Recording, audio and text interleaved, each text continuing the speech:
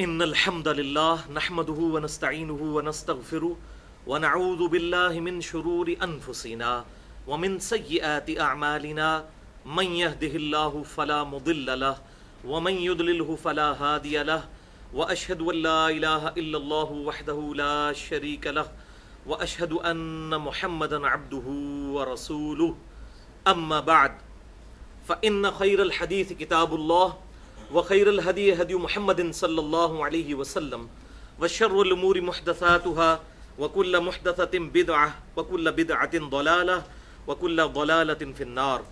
أعوذ بالله السميع العليم من الشيطان الرجيم من همزه ونفخه ونفثه.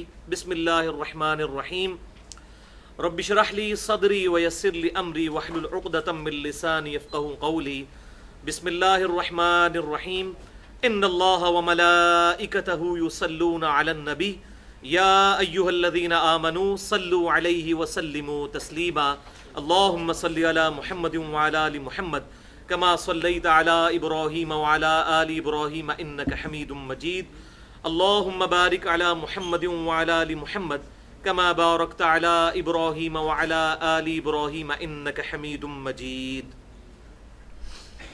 آج انشاءاللہ تعالی قرآن کلاس نمبر 133 میں 14 جون 2014 کو ہفتے کے دن ہم سورۃ الانفال کی آیت نمبر 72 سے شروع کریں گے اور انشاءاللہ سورۃ الانفال مکمل ہو جائے گی.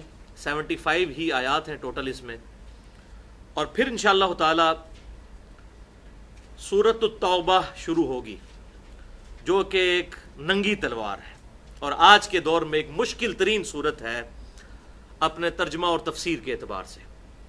انشاءاللہ سورۃ التوبہ کی تمہید میں انشاءاللہ قتال نبوی صلی اللہ علیہ وآلہ وسلم کے کانٹیکسٹ میں جو حکمت ہے اس کو بھی بیان کروں گا، اور انشاءاللہ ایک اور ایشو جو اسی کانٹیکسٹ میں آئے گا، حج اکبر اور حج اصغر کا کیا فرق ہے. لیکن پہلے یہ ہم سورۃ الانفال کی آیات مکمل کر لیتے ہیں 72 سے لے کر 75 تاکہ یہ ہماری صورت مکمل ہو جائے. اعوذ باللہ السمیع العلیم من الشیطان الرجیم. بسم اللہ الرحمن الرحیم. ان الذین آمنوا وہاجروا، بے شک وہ لوگ جو ایمان لے کر آئے اور انہوں نے ہجرت کی، یعنی مہاجرین مکہ جو آپ صلی اللہ علیہ وسلم کی آواز پر مدینہ شریف میں جمع ہوئے. اور اس کے پیچھے لاجک کیا تھی وہ سورۃ النساء میں گزر چکی ہے. چونکہ ایک اسلامی سلطنت کا قیام ہونے والا تھا اور اس سلطنت کے قیام کے لیے مین پاور کی ضرورت ہے، اس لیے پھر سورۃ النساء میں فائنل حکم آیا کہ جو شخص ہجرت کر کے مدینہ شریف نہیں جائے گا آپ صلی اللہ علیہ وسلم کی خدمت میں، وہ منافق تصور کیا جائے گا، کیونکہ ساری مین پاور کو مدینہ شریف میں جمع کر کے وہاں سے آپ صلی اللہ علیہ وسلم نے اپنی اس ریولیوشن کو لانچ کرنا تھا. تو بے شک وہ لوگ جو کہ ایمان لے کر آئے اور ہجرت کی، وجاہدوا باموالہم وانفسہم فی سبیل اللہ، اور انہوں نے کوشش کی اپنے مال اور جان کے ذریعے اللہ کی راہ میں. جہادہ عربی میں کہتے ہیں کوشش کو، اس نے کوشش کی، اور جہاد کا بھی جو لغوی معنی ہے وہ ہے کوشش کرنا. اور اسی جہاد کی سب سے سپرلیٹو ڈگری جو ہے وہ ہے قتال. وہ اعلیٰ ترین درجے کی کوشش ہے کہ انسان اپنی جان اپنے رب کے حضور قربان کرنے کے لیے میدان جنگ میں اتر آئے. لیکن جہاد جو ہے وہ کوشش کا نام ہے، سٹرگل کا نام ہے. یہ روزانہ ہر مسلمان کو کرنی پڑتی ہے. آج گرمیوں کے اس موسم کے اندر فجر کی نماز کو مسجد میں تکبیر اولیٰ سے ادا کرنا یہ بڑا مشکل کام ہے، اس کے لیے جہاد کرنا پڑے گا.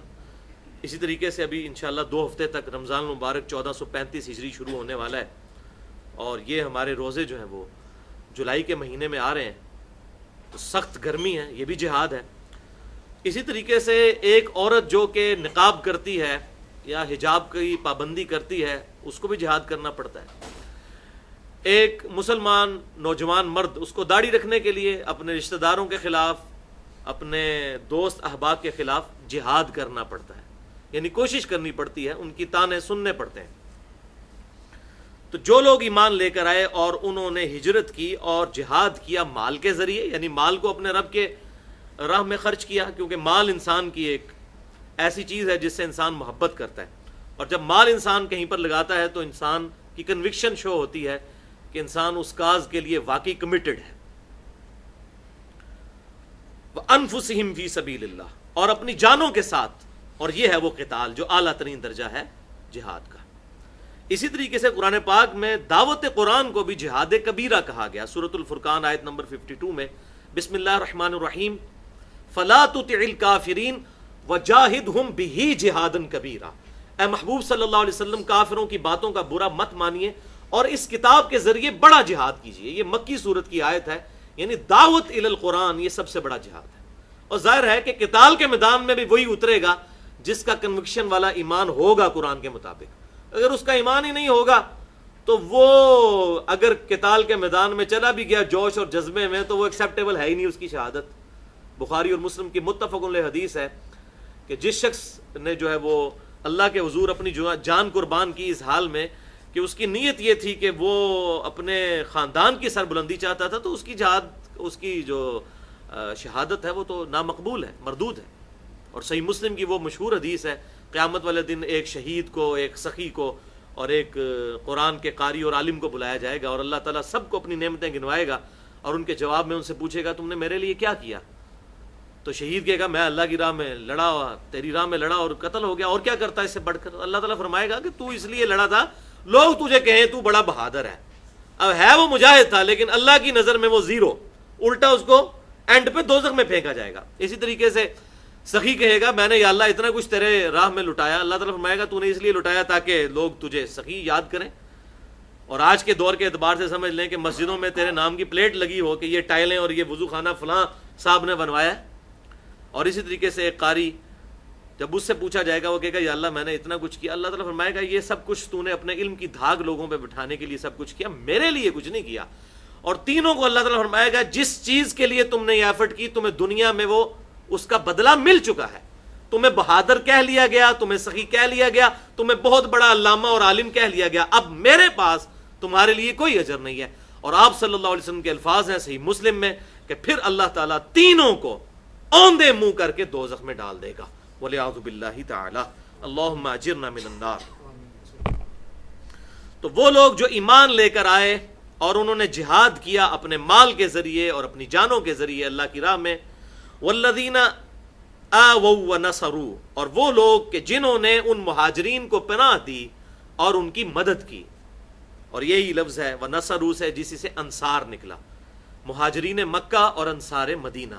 انصار مدینہ تھے جنہوں نے مہاجرین مکہ کو پناہ دی، تو اللہ تعالیٰ ان دونوں کو گنوا رہا ہے، ان کی قربانیوں کو، کہ وہ لوگ جنہوں نے ہجرت کی اور اپنے مال اور جان کے ذریعے قتال کیا، اور وہ لوگ جنہوں نے ان کو پناہ دی اور مدد کی، اولئک بعضهم اولیاء بعض، یہ ہے بعض جو بعض کے دوست ہیں۔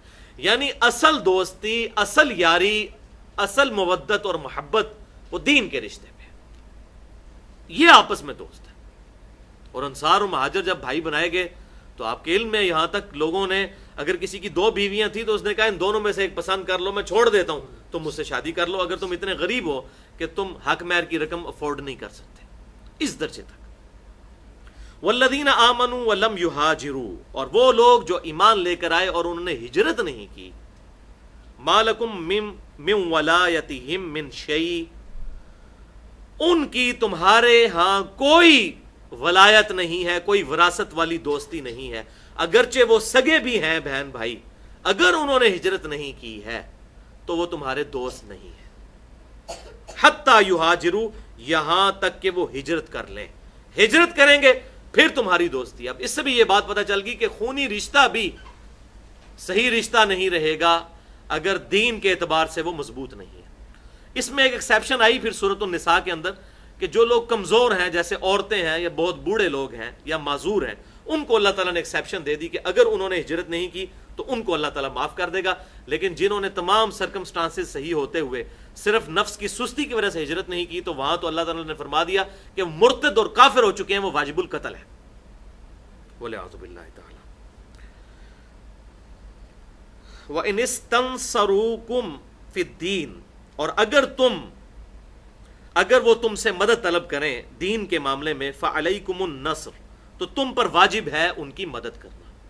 یعنی اب وہاں پر اگر وہ کبھی ان کے ساتھ کوئی ایسی پرابلم آئے تو تم ان کی مدد کر سکتے ہو، لیکن یہ بھی اوپن نہیں ہے. یہاں پھر وہی انڈیا پاکستان والا کنفلکٹ آ جائے گا. الا علی قوم بینکم وبینہم میثاق، ہاں مگر ایسی قوم جن کے اور تمہارے درمیان اگر کوئی عہد ہو چکا ہے، وہ کافر قوم ہے اور اس سے تمہارا کوئی معاہدہ ہے، اس کافر ملک کے اگر مسلمان آپ کو مدد کے لیے پکارتے ہیں پھر آپ ان کی مدد نہیں کر سکتے، کیونکہ اسلامک پالیٹکس جو ہے وہ تو براڈر سینس میں انٹرنیشنل لیول پہ دیکھی جائے گی. یہ نہیں ہے کہ دو چار بندوں کے پیچھے ایک پوری حکومت جس کا پوری دوسری غیر مسلم حکومت کے ساتھ ایک معاہدہ چل رہا ہے اس کو توڑ دیا جائے گا. ایسا نہیں ہوگا. وہاں پر یہ معاملہ ہوگا کہ ایسے لوگ جن پر ظلم ہو رہا ہے وہ ہجرت کر کے اسلامی ملک میں آ جائیں. ان دو چار بندوں کے پیچھے یہ کام نہیں کیا جائے گا کہ اس ملک کے ساتھ اعلان جنگ کر دیا جائے. تو یہی رونا جو میں روتا ہوں کہ ہمارے بھی انڈیا پاکستان کے درمیان امن کی آشا چل رہی ہوتی ہے اور پھر اندر خانے انڈیا جو ہے یہاں پر اپنے بندے گھساتا ہے اور ہمارے لوگ وہاں پر، اور اس طریقے سے عجیب کھچڑی پکائی ہوئی ہے. اور تقریباً 2.25 ارب انسان دونوں طرف کے ملا کے ان کو انہوں نے ظلم کی چکی میں پیسا ہوا ہے اپنی صرف حکومت چلانے کے لیے اور اپنا آرڈر چلانے کے لیے، والعیاذ باللہ تعالی. تو یہ اب دیکھ لیں قرآن پاک میں یہ بڑی کلیئر کٹ بات آ رہی ہے. اور اس سے پہلے بھی سورۃ الانفال کی آیت نمبر 58 میں بھی آیا تھا کہ اگر تمہارا کسی غیر مسلم قوم کے ساتھ معاہدہ ہے تو تم اعلانیہ معاہدہ توڑو گے اور ان کو مہلت دو گے. اس طریقے سے نہیں ہے کہ تم اوپر سے معاہدہ کر لو اور اندر خانے ان کے ساتھ لڑائی بھی جاری رکھو اور گریلا وار. یہ اسلام میں بالکل حرام ہے اور اس میں میں نے بڑی ڈیٹیل کے ساتھ اس کو ایڈریس کیا تھا، خصوصاً انڈیا پاکستان کے کنفلکٹ کے حوالے سے. اور اسی کا تقریباً 15-20 منٹ کا ایک کلپ ہمارے فیس بک کے جو اکاؤنٹ ہمارے بھائی چلاتے ہیں اس پہ انہوں نے اپلوڈ بھی کیا ہوا ہے. اور وہ پوری ڈیٹیل گفتگو مسئلہ نمبر 87 کے نام سے اہل سنت پاک.com پہ اپلوڈ ہے. اسلامی طرز حکومت کے 3 بنیادی اصول، ان میں سے یہ ایک پہلا اصول تھا. باقی 2 اصول اس میں ڈیٹیل سے موجود ہیں، آج ان کا انشاءاللہ ذکر بھی آئے گا. تو اگر تم سے وہ دین کے طور پر مدد مانگے تم ان کی مدد کر سکتے ہو، لیکن اگر اس قوم کے ساتھ تمہارا میثاق ہے پھر نہیں. واللہ بما تعملون بصیر، اور اللہ تعالی دیکھ رہا ہے جو کچھ تم اعمال کرتے ہو. والذین کفروا بعضهم اولیاء بعض، اور جن لوگوں نے کفر اختیار کیا ہے وہ بعض کے دوست ہیں. جس طرح مسلمان اسلام کے رشتے میں بندھے ہوئے ہیں، اسی طریقے سے کفر وہ اسلام دشمنی کے رشتے میں آپس میں بندھا ہوا ہے. الا تفعلوه تکن فتنة فی الارض وفساد کبیر، اگر تم ان احکامات پر عمل نہیں کرو گے، یعنی اسلامی حکومت چلانے کے لیے جو اللہ تعالیٰ گائیڈ لائنز دے رہا ہے، جن میں سے ٹاپ آف دا لسٹ سورۃ الانفال کی آیت نمبر 58 میں آئی کہ جس قوم سے معاہدہ ہے اگر توڑنا ہے تو اعلانیہ توڑنا ہے. اور اب آ گیا کہ اگر وہاں پر مسلمان بھی رہتے ہیں اس قوم کے اندر اور تمہیں مدد کے لیے پکاریں اور تمہارا اس قوم کے ساتھ معاہدہ ہو تو تم معاہدے کی پاسداری کرو گے، ان مسلمانوں کی مدد نہیں کرو گے، بلکہ ان کے لیے حکم یہ ہے کہ وہ ہجرت کر کے یہاں پہ آ جائیں. اتنے سکے ہیں نا، اگر وہ اسلام کو کمٹمنٹ کے ساتھ کرنا چاہتے ہیں تو آپ دیکھ لیں افغانستان سے بھی تو لاکھوں لوگ ہجرت کر کے پاکستان آئے تھے نا 80s میں جب رشیا وار ہوئی تھی. تو اس طریقے سے وہ ہجرت کر کے آ جائیں. انشاءاللہ ہم تیار ہیں کرنے کے لیے. پاکستان تو دنیا میں کہتا ہوں سب سے زیادہ پناہ گزینوں کو پناہ دینے والا اگر کوئی ملک ہے، باقی سب لوگ تو چیریٹی کی باتیں کرتے ہیں، دنیا میں چیریٹی میں نمبر 1 اگر کوئی ملک ہے تو پاکستان ہے. یہ انٹرنیشنل فگرز ہیں. سب سے زیادہ چیریٹی میں جو لوگ خرچ کرتے ہیں وہ پاکستانی لوگ ہیں، اپنے مسلمان بھائیوں کو پناہ دینے والے، لاکھوں لوگوں کو پناہ دی. لیکن یہ کام نہیں ہو سکتا کہ اوپر سے امن کی آشا چل رہی ہے اور اندر جو ہے وہاں پہ بھی مجاہدین گھسے ہوئے ہیں اور وہاں سے راک ایجنٹ جو ہے وہ بلوچستان کے اندر اور پاکستان کے اندر گھس کے تو حرکتیں کر رہے ہیں. یہ بالکل ذلیل حرکت ہے، اس کی اسلام میں اجازت نہیں ہے، یہ حرام ہے. تو اللہ تعالیٰ فرما رہا ہے اگر تم ان اسلامک پالیٹکس کے جو رولز میں تمہیں بتا رہا ہوں قرآن میں، اگر ان پر عمل نہیں کرو گے تو فتنہ کھڑا ہو جائے گا فی الارض، زمین میں، وفساد کبیر، اور بڑا فساد ہو جائے گا. ظاہر ہے کسی رولز اور ریگولیشن کے اوپر یہ سارے معاملات چل سکتے ہیں نا، کوئی تو دین ایمان اور عہد ہونا چاہیے جس کے معاملے پر یہ ساری چیزیں چلیں. والذین آمنوا وہاجروا، وہ لوگ جو ایمان لے کر آئے اور انہوں نے ہجرت کی، وجاہدوا فی سبیل اللہ، اور اللہ کی راہ میں انہوں نے جہاد کیا. والذین آووا ونصروا، اور وہ لوگ جنہوں نے ان کو پناہ دی اور ان کی مدد کی، یعنی انصار. یہ پھر وہی بات دوبارہ رپیٹ ہو رہی ہے. اولئک هم المؤمنون حقا. یہ آیا فتویٰ، یہ ہے اصل میں کٹر مؤمن، صحیح سچے مؤمن جو اپنے ایمان میں پکے ہیں، جو واقعی اپنی مال اور جان کے ذریعے اللہ کے حضور کوشش کرنے کے لیے تیار ہیں اور اپنے مسلمان بھائیوں کو پناہ دینے کے لیے تیار ہیں، وہ ہیں پکے مؤمن. الحمدللہ. لہم مغفرۃ ورزق کریم، ان کے لیے ہے مغفرت اور پاکیزہ روزی، اللہ کے ہاں عزت کی روزی. والذین آمنوا من بعد وہاجروا، اور وہ لوگ جو کہ ایمان لے کر آئیں گے ان کے بعد اور ہجرت کریں گے، وجاہدوا معکم، اور وہ تمہارے ساتھ مل کر جہاد کریں گے، فاولئک منکم، تو وہ بھی تم میں ہی شمار کیے جائیں گے. یعنی یہ نہیں ہوگا کہ تم جو ہے وہ جونیئر مسلمان ہو اور ہم سینئر مسلمان ہیں، یہ فرق نہیں ہوگا. لیکن ایک بات ہے جو سورۃ الحدید میں آئی کہ جو لوگ فتح مکہ سے پہلے ایمان لے کر آئے اور جو بعد میں، وہ برابر نہیں ہو سکتے. وہ بات تو ہے. فتح مکہ سے پہلے یا صلح حدیبیہ سے پہلے ایمان لانے کا مطلب تھا کہ آپ نے اپنی جان اللہ کے حضور پیش کر دی. کسی بھی وقت یہ جان اللہ کے حضور پیش کی جا سکتی ہے. اور صلح حدیبیہ یا فتح مکہ کے بعد جو لوگ مسلمان ہوئے تو اس وقت تو اسلام لانے میں ہی عافیت تھی، کیونکہ مسلمانوں کا پلڑا بھاری ہو چکا تھا. اس حوالے سے آپ صلی اللہ علیہ وسلم بھی اس کا خاص خیال رکھا کرتے تھے. اب اس پہ کافی احادیث موجود ہیں. ایک صحیح مسلم میں حدیث ہے جو بخاری میں بھی ہے لیکن مسلم کے الفاظ ذرا ڈیٹیل کے ساتھ ہیں، جو ہمارا ریسرچ پیپر 5A ہے، رافضیت، ناسبیت اور یزیدیت کا تحقیقی جائزہ، اس کے پہلے پیج پہ پورے ریفرنس کے ساتھ میں نے یہ حدیث ڈالی ہوئی ہے کہ سیدنا خالد ابن ولید رضی اللہ تعالیٰ عنہ نے ایک دفعہ سیدنا عبد الرحمن بن عوف کو لڑائی جھگڑے کے دوران گالیاں دے دی. ظاہر انسان ہے، پیغمبر تو نہیں ہے، غلطی ہو سکتی ہے. تو سیدنا عبد الرحمن بن عوف رضی اللہ تعالیٰ عنہ نے آپ صلی اللہ علیہ وسلم کو اس کی شکایت کی. تو آپ صلی اللہ علیہ وسلم نے سیدنا خالد ابن ولید رضی اللہ تعالیٰ عنہ کو بلا کر ڈانٹا، اور مسلم شریف کے الفاظ ہیں، آپ صلی اللہ علیہ وسلم نے فرمایا حضرت خالد ابن ولید کو مخاطب کر کے کہ تم میرے صحابہ کو گالی مت دو. اب تم میں سے اگر کوئی احد پہاڑ کے برابر بھی سونا خیرات کر دے تو میرے صحابہ میں سے جس نے ایک مد آدھا کلو گندم خیرات کی تھی اللہ کے حضور، یا اس سے بھی آدھی، اس کے برابر نہیں پہنچ سکتے. یہ خالد ابن ولید کو حضور صلی اللہ علیہ وسلم نے کہا تھا. حالانکہ وہ بھی صحابی تھے، لیکن آپ صلی اللہ علیہ وسلم نے فرق کر دیا. خالد ابن ولید صلح حدیبیہ سے پہلے کے مسلمان نہیں تھے، وہ بعد میں ہوئے. اس وقت مسلمانوں کا پلڑا بھاری ہو چکا تھا. اور عبد الرحمن بن عوف رضی اللہ تعالیٰ عنہ شروع سے اسلام کے پکے خادم تھے. تو خالد ابن ولید کو، یہی وہ حدیث ہے جس کا یہ چند منافقین اور ناسبی قسم کے لوگ آدھی حدیث کوٹ کرتے ہیں، میرے صحابہ کو گالی مت دو، میرے صحابہ کو گالی مت دو. پوری حدیث تو بتائیں. یہ پرٹیکولر خالد ابن ولید کو حضور صلی اللہ علیہ وسلم نے کہا تھا خالد تم میرے صحابہ کو گالی مت دو. تو اسی لیے میں کہتا ہوں کہ امیر معاویہ رضی اللہ تعالیٰ عنہ کے دور میں جو ممبروں پر حضرت علی کو گالیاں دی گئیں تو وہ بالکل اسی طریقے سے جرم ہے جس طرح آج اہل تشیع اور رافضی جو ہیں صحابہ کرام کو گالیاں دے رہے ہیں. کیوں؟ بخاری اور مسلم کی متفق علیہ حدیث ہے، آپ صلی اللہ علیہ وسلم نے فرمایا اگر میری بیٹی فاطمہ بھی چوری کرے گی تو میں اس کے بھی ہاتھ کٹوا دیتا. اور تم میں سے اگلی قومیں اسی لیے ہلاک ہوئیں کہ ان کے اشرافیہ کے لیے اور قوانین ہوتے تھے اور غریب لوگوں کے اور قوانین ہوتے تھے. تو اس حوالے سے یہ مکمل گفتگو میری مختلف لیکچرز ریکارڈ ہے اور ایک ریسرچ پیپر بھی ہے، واقعہ کربلا کا حقیقی پس منظر 50 صحیح الاسناد احادیث کی روشنی میں. اس میں نے یہ سارے ایشوز ریزالو کیے ہیں الحمدللہ. بہرحال یہاں پر یہ معاملہ کلیئر ہو گیا کہ جو بعد میں بھی مؤمن ہوں گے اور وہ جہاد کریں گے اللہ تعالیٰ ان کو اجر دے گا، لیکن ظاہر ہے کہ ان کے برابر کے وہ لوگ نہیں ہو سکتے. اور اب ایک ساتھ پوائنٹ کلیئر کر دیا اسی آیت میں، وَأُولُو الْأَرْحَامِ بَعْضُهُمْ أَوْلَىٰ بِبَعْضٍ فِي كِتَابِ اللَّهِ، اور وراثت کے اعتبار سے جو رشتے ہیں وہ زیادہ حقدار ہیں جو کتاب اللہ میں بیان ہوئے ہیں. یعنی یہ جو اسلام کی جو دوستی ہے مہاجر اور انصار کی، اس سے کوئی یہ رزلٹ نہ نکال دے کہ انصار کے مرنے کے بعد اس کا وارث اس کا مہاجر بھائی ہوگا. ایسا نہیں ہے. وہ رشتہ وہی رہے گا جو خونی رشتہ ہے، اس میں چینج نہیں آ سکتی. بات سمجھ آئی؟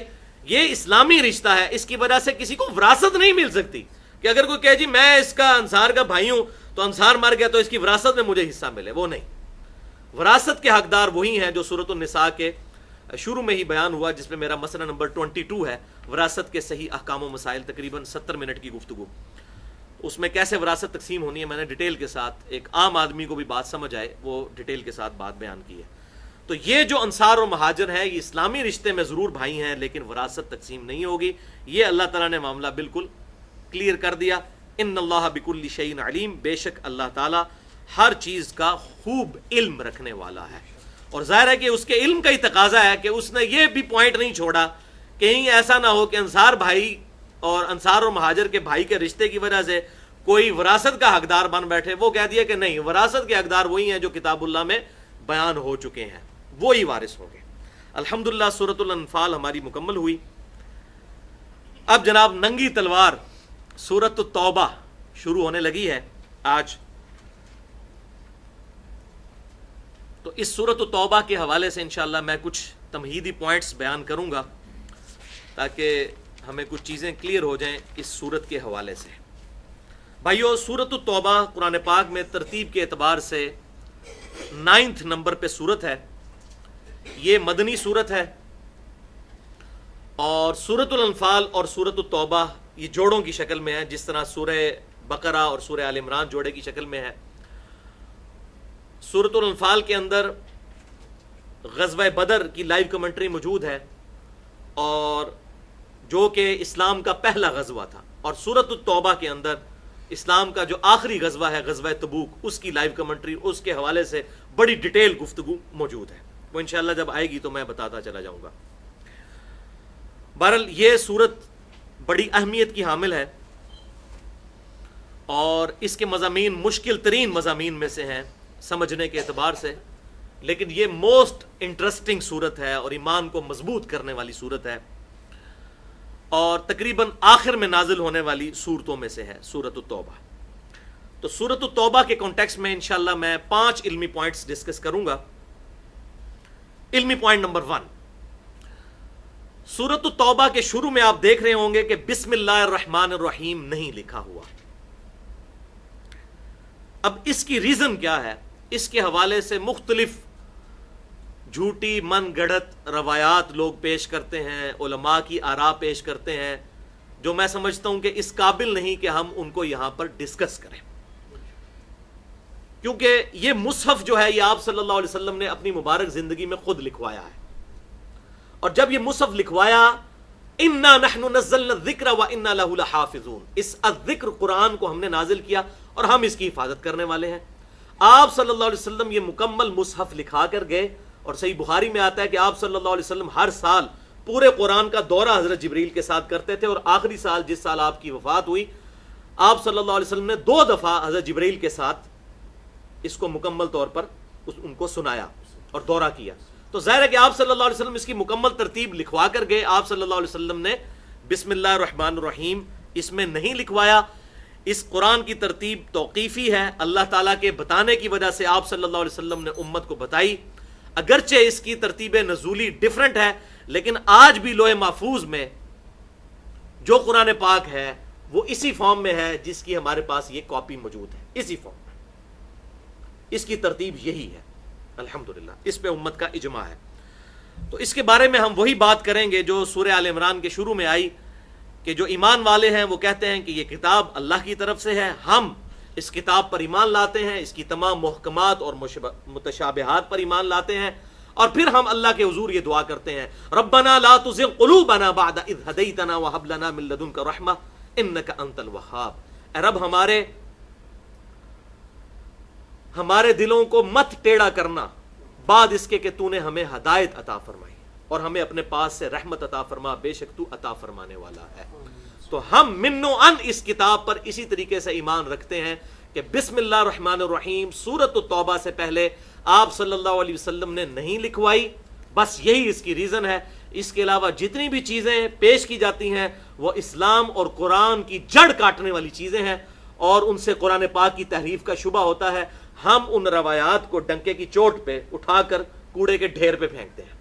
یہ قرآن جو مشرق سے لے کر مغرب تک الحمدللہ مسلمانوں کے پاس عملی تواتر اور اجماع کے ساتھ ٹرانسفر ہوا ہے، اہل سنت اور اہل تشیع دونوں کا اجماع ہے اس کے ایک ایک لفظ کے اوپر۔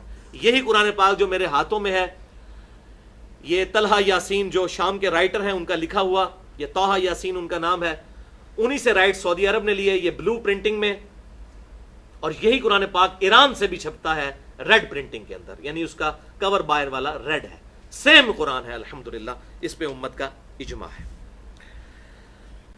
علمی پوائنٹ نمبر 2 وہ یہ ہے بھائیوں کہ اگرچہ بسم اللہ الرحمن الرحیم سورۃ التوبہ کے شروع میں تو نہیں لکھا گیا، لیکن جس طرح قرآن پاک میں 114 صورتیں ہیں تو بسم اللہ الرحمن الرحیم بھی 114 مرتبہ موجود ہے، 113 مرتبہ صورتوں سے پہلے، اور اس صورت سے پہلے بسم اللہ الرحمن الرحیم موجود نہیں، لیکن سورۃ النمل کی آیت نمبر 30 کے اندر اللہ تعالیٰ نے اس کو پوری سورت آیت کے طور پر شامل فرما دیا۔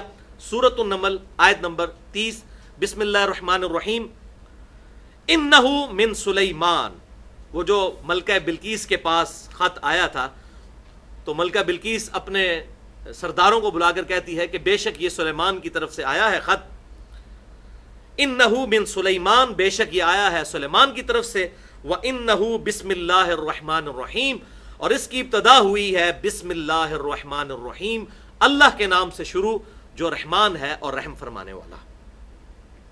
لہذا صورتیں بھی 114 اور بسم اللہ الرحمن الرحیم بھی قرآن پاک میں 114 مرتبہ، 113 مرتبہ صورتوں سے پہلے، اور 1 مرتبہ سورۃ النمل کی آیت نمبر 30 کے اندر۔ لہٰذا یہ جو یہاں پر سورہ التوبہ کے شروع میں بسم اللہ نہیں تھی، اللہ تعالیٰ نے وہ قرآن پاک کی آیت بنا دی۔ یہاں پر یہ بھی بات یاد رکھیے گا کہ یہ حصہ نہیں ہے سورتوں کا بسم اللہ الرحمن الرحیم جتنی دفعہ ہے، اور وہی ہے علمی پوائنٹ نمبر 3 کہ بسم اللہ الرحمن الرحیم سوائے سورۃ النمل کے کسی بھی قرآن کی سورت کا حصہ نہیں ہے۔ ویسے قرآن پاک کی سورتوں میں فصل کرنے کے لیے شروع میں لکھا جاتا ہے بسم اللہ الرحمن الرحیم، لیکن کسی بھی سورت کا حصہ نہیں ہے سوائے سورۃ النمل آیت نمبر 30 کے، چونکہ سورۃ النمل کے اندر آ گیا انہو من سلیمان وانہو بسم اللہ الرحمن الرحیم، بے شک یہ خط سلیمان علیہ السلام کی طرف سے ہے اور بے شک اس کی ابتدا ہو رہی ہے بسم اللہ الرحمن الرحیم سے۔ اس حوالے سے میں نے ایک ٹیکنیکل گفتگو بھی کی ہے مسئلہ نمبر 84 کے اندر، فاتحہ خلف الامام سے متعلق فرقہ وارانہ نظریات کا تحقیقی جائزہ۔ تو مسئلہ نمبر 84 کے اندر میں نے یہ ڈسکشن کی ہے کہ بسم اللہ الرحمن الرحیم ایون سورۃ الفاتحہ کا بھی حصہ نہیں ہے، اور اس کے پروف میں نے ڈیٹیل سے گفتگو کی تھی، لیکن یہاں پر میں 2 حدیثیں بیان کر دیتا ہوں تاکہ یہ ایشو کنکلوڈ ہو، کیونکہ خصوصاً پاکستان کے اندر ہمارے جو اہل سنت میں سے اہل حدیث مکتبہ فکر کے لوگ ہیں یا علماء عرب ہیں، انہوں نے اس چیز کو بہت ایشو بنایا ہوا ہے کہ بسم اللہ الرحمن الرحیم لازمی سورۃ الفاتحہ کا حصہ ہے۔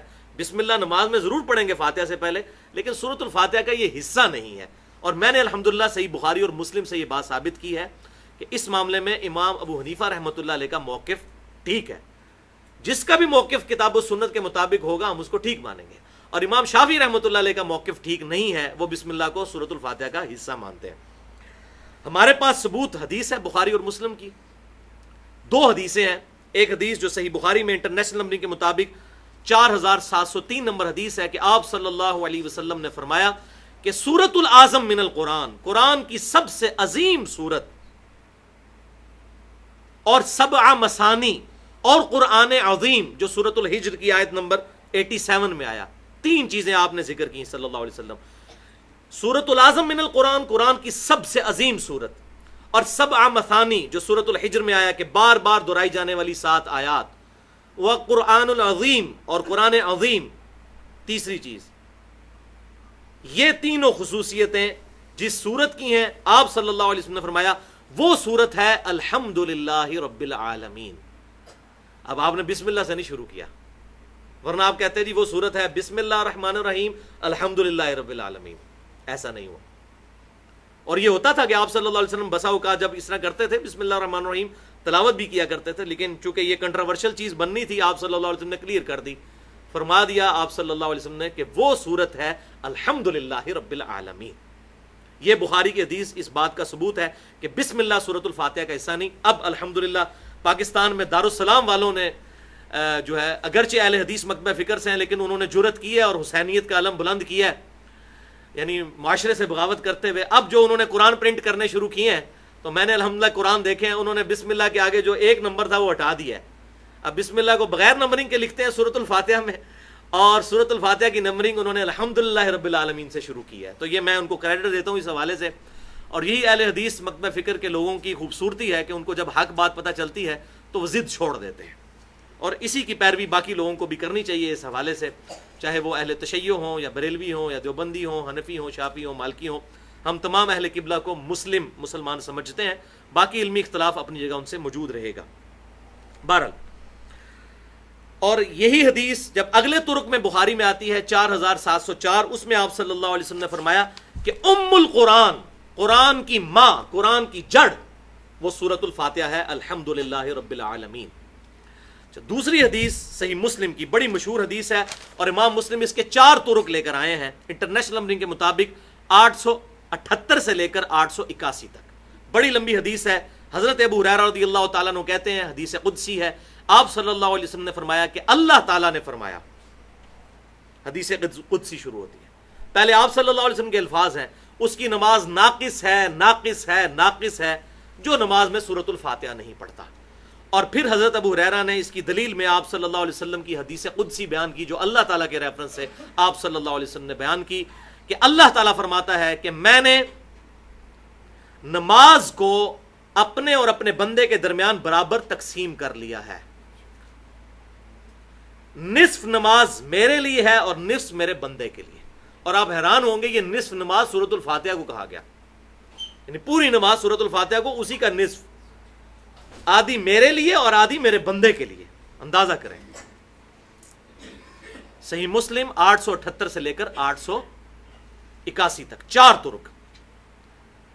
پھر آپ صلی اللہ علیہ وسلم نے فرمایا کہ اللہ تعالیٰ فرماتا ہے، پہلے کیا سن لیا آپ نے کہ سورۃ الفاتحہ پوری نماز بن گئی، کہ نماز آدھی میرے لیے آدھی میرے بندے کے لیے۔ پھر اللہ تعالیٰ فرماتا ہے کہ جب میرا بندہ کہتا ہے الحمدللہ رب العالمین، اب بسم اللہ سے نہیں شروع کیا، تو میں کہتا ہوں میرے بندے نے میری حمد بیان کی، پہلی آیت ہوگی۔ جب وہ کہتا ہے الرحمن الرحیم، تو میں کہتا ہوں کہ میرے بندے نے میری ثنا کی، دوسری آیت ہوگی۔ تیسری آیت مالک یوم الدین، جب وہ یہ کہتا ہے مالک یوم الدین، یوم جزا کا مالک، تو میں کہتا ہوں میرے بندے نے میری بزرگی کا اعتراف کر لیا۔ یہ 3 آیات ایک طرف ہوگی۔ پھر جب میرا بندہ کہتا ہے ایاک نعبد و ایاک نستعین، تو یہ میرے اور میرے بندے کے درمیان کامن بانڈ ہے، اس کو بھی آپ آدھا کر لیں، ایاک نعبد و ایاک نستعین، ایاک نعبد، اے اللہ ہم تیری ہی عبادت کرتے ہیں، و ایاک نستعین، اور تجھ سے دعا مانگتے ہیں، غائب میں مدد مانگتے ہیں۔ تو یہ پہلی 3 آیات پلس چوتھی کا بھی نصف ہو جاتا ہے، یہ سب کی سب اللہ کی تعریف ہے۔ الحمدللہ رب العالمین، اللہ کی تعریف، الرحمن الرحیم تعریف، مالک یوم الدین تعریف، ایاک نعبد تیری عبادت کرتے ہیں، یہ بھی اسی کی تعریف ہے۔ اب وَإِيَّاكَ نَسْتَعِينُ سے آگے دعا شروع ہو جاتی ہے، وَإِيَّاكَ نَسْتَعِينُ، اسی لیے کہا یہ میرے اور میرے بندے کے درمیان چوتھی آیت کامن ہو گئی، ایاک نعبد وَإِيَّاكَ نَسْتَعِينُ، پس میرے بندے نے جو مجھ سے مانگا میں نے اسے عطا کیا۔ اور جب میرا بندہ کہتا ہے اهدنا الصراط المستقیم صراط الذین انعمت علیہم، 2 آیتیں ہوگی، غیر المغضوب علیہم ولا الضالین آمین، تو پس میرے بندے نے جو مجھ سے مانگا میں اسے عطا کر دیتا ہوں، الحمدللہ۔ تو یہ 7 آیات ہو گئیں، ایاک نعبد و ایاک نستعین کامن بانڈ، 3 آیتیں اس سے پہلے الحمدللہ رب العالمین الرحمن الرحیم مالک یوم الدین، 3 آیتیں اس کے بعد اهدنا الصراط المستقیم صراط الذین انعمت علیہم غیر المغضوب علیہم ولا الضالین آمین۔ اچھا، یہ جو صراط الذین انعمت علیہم ہے، اس کے آگے بعض کا دائرہ نہیں ڈلا ہوتا، خالی وہ آیت کا نمبر لکھا ہوتا ہے، اس سے لوگ کہتے ہیں یہ آیت نہیں ہے، تو آیت کا نمبر لکھا ہوا ہوتا ہے، یہ پتہ نہیں کتابت شروع سے اس طریقے سے چلتی آ رہی ہے اس لیے لوگوں نے چھیڑی نہیں، ورنہ اس پہ آیت کا نمبر لکھا ہوا ہوتا ہے۔ لہٰذا یہ الحمدللہ بات کلیئر ہو گئی کہ سورۃ التوبہ میں اگرچہ بسم اللہ الرحمن الرحیم سے سٹارٹ نہیں ہوا، لیکن قرآن پاک میں 114 مرتبہ سورہ بسم اللہ الرحمن الرحیم موجود ہے، لیکن آیت کے طور پر صرف ایک جگہ ہے، سورۃ النمل آیت نمبر 30، انہ من سلیمان و انہ بسم اللہ الرحمن الرحیم، باقی کسی سورت کا حصہ بسم اللہ ہے ہی نہیں۔ علمی پوائنٹ نمبر 4،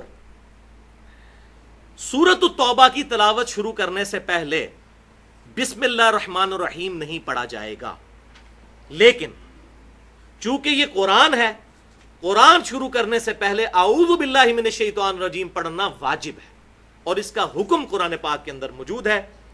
سورۃ النحل کی آیت نمبر 98، بسم اللہ الرحمن الرحیم، فَإِذَا قَرَأْتَ الْقُرْآنَ فَاسْتَعِذْ بِاللَّهِ مِنَ الشَّيْطَانِ الرَّجِيمِ، پس جب کبھی بھی تم قرآن کی تلاوت کرو تو اس سے پہلے اللہ تعالیٰ کی پناہ مانگ لیا کرو شیطان مردود کے شر سے۔ اس آیت کے تحت چاہے سورۃ التوبہ ہو یا کوئی اور سورت، اس سے پہلے اعوذ باللہ من الشیطان الرجیم پڑھنا واجب ہے۔ بسم اللہ نہ بھی پڑھے خیر ہے، اور سورت کے ساتھ بھی، لیکن اعوذ باللہ من الشیطان الرجیم پڑھنا ضروری ہے جب بھی آپ قرآن لے کر بیٹھیں گے۔ لیکن جب سورت نئے سرے سے سٹارٹ کر رہے ہیں تو چونکہ اس کی فصل بسم اللہ الرحمن الرحیم کے ساتھ ہے، اس وقت پڑھ لیں۔ باقی بیچ میں سے کہیں سے شروع کرتے ہیں جب کوئی بھی سورت، درمیان سے کسی 2 یا تیسرے رکوع سے، تو بس اعوذ باللہ من الشیطان الرجیم پڑھ لینا کافی ہے، بسم اللہ پڑھنے کی حاجت نہیں ہے۔ علمی پوائنٹ نمبر 5، سورۃ التوبہ کا مرکزی ٹاپک ہے قتال۔ جس طرح سورۃ الانفال کے شروع میں نے تمہیدی گفتگو کی تھی 1 گھنٹے کی، تو یہاں پر بھی یاد رکھیں سورۃ التوبہ کا بھی مرکزی ٹاپک ہے قتال، جو اسلام کا سمم بونم ہے۔ ایمینول کانٹ کی فلسفی میں ہائیسٹ گڈ آف اینی فلسفی از نون ایز سمم بونم، کسی بھی فلسفے کا سب سے اچھی اچھائی اس کو کہتے ہیں سمم بونم، اور اسلام کا سمم بونم یہ ہے کوئی شخص اپنے کنوکشن والے ایمان میں یہاں تک آگے چلا جائے کہ جب اس کے رب کی طرف سے پکار آئے تو وہ اپنے رب کے حضور اپنی جان قربان کرنے کے لیے تیار ہو جائے، کسی دوسرے مسلمان کو قتل کرنے کے لیے تیار نہ ہو جائے، جب ضرورت پڑے واقعی شرعی حدود کے اندر قتال کی اس صورت میں۔ آج کل جو میجورٹی قتال ہو رہا ہے الا ماشاءاللہ، وہ تو ایسا قتال ہے جس کی نہ سورۃ التوبہ میں کوئی گنجائش ہے نہ سورۃ الانفال کے اندر۔ تو اس حوالے سے میں نے سورۃ الانفال کے شروع میں بھی مسئلہ نمبر 85 کے نام سے ہماری وہ گفتگو اپلوڈ ہے، قتال اور قرآن نبی صلی اللہ علیہ وسلم کی 2 خصوصیات۔ یہاں پر بھی میں تھوڑا سا اس حوالے سے گفتگو کر دیتا ہوں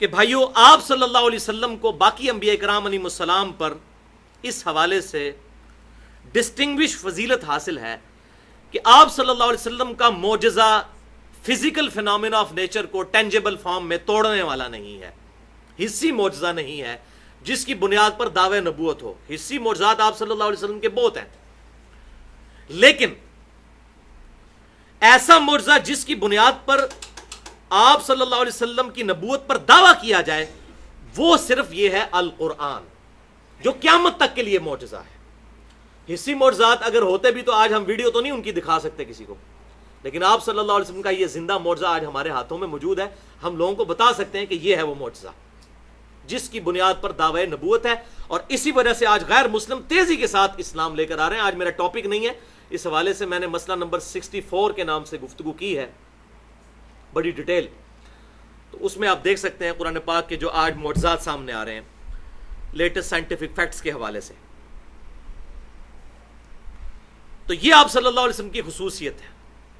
بخاری اور مسلم کی متفق علیہ حدیث ہے کہ ہر نبی کو اللہ تعالیٰ نے کوئی نہ کوئی معجزہ دیا، اور اس پر ایمان لانے والے لوگوں کی تعداد ڈپینڈ کرتی تھی اس معجزے کے اوپر، اور مجھے اللہ تعالیٰ نے وہی کا معجزہ دیا ہے۔ میں اللہ تعالیٰ سے امید کرتا ہوں کہ قیامت والے دن سب سے زیادہ امتی فالوورز پیروکار میرے ہوں گے، کیونکہ میرا معجزہ سب سے بڑھ کر ہے۔ یہ آپ صلی اللہ علیہ وسلم نے ارشاد فرمایا۔ اچھا، یہ ہوگی ایک خصوصیت جو مسئلہ نمبر 85 میں نے ڈیٹیل سے ڈسکس کی تھی۔ دوسری خصوصیت جو اب کھل کر سورۃ التوبہ میں آپ کے سامنے آئے گی انشاءاللہ تعالی، معاملہ بالکل واضح ہو جائے گا، وہ ہے عذاب استیصال کا مسئلہ۔ یہ بہت ٹیکنیکل گفتگو ہے قتال نبوی صلی اللہ علیہ وسلم کی حکمت کے حوالے سے۔ عذاب استیصال کا مسئلہ، بھائیو، جب بھی کوئی نبی اللہ تعالیٰ کی طرف سے دنیا میں آیا اور اس نے اپنی دعوت لوگوں کے سامنے رکھی، کچھ لوگوں نے اس نبی کی دعوت قبول کی، کچھ نے انکار کر دیا، پھر اللہ تعالیٰ کی طرف سے دھمکیاں آئیں، اور الٹیمیٹلی پھر اللہ تعالیٰ کا عذاب اس امت پر آیا، ان لوگوں پر جنہوں نے اس وقت کے پیغمبر کی دعوت کو قبول نہیں کیا. اور ہمارے سامنے بہت مثالیں موجود ہیں قرآن پاک کے اندر. سورۃ الاعراف میں ہم پڑھ چکے حضرت ہود علیہ السلام کی قوم، پھر حضرت صالح علیہ السلام کی قوم، پھر حضرت لوط علیہ السلام کی قوم، حضرت موسیٰ علیہ السلام کی قوم، حضرت شعیب علیہ السلام کی قوم. یہ سارے کے سارے ان کی قومیں جن لوگوں نے ایمان نہیں لے کر آئے وہ سارے ہلاک کیے گئے. اللہ تعالیٰ کی طرف سے عذاب استیصال آیا، جڑ کاٹنے والا عذاب. ہمارے محبوب صلی اللہ علیہ وسلم نے بھی ایک دعوت لوگوں کے سامنے رکھی.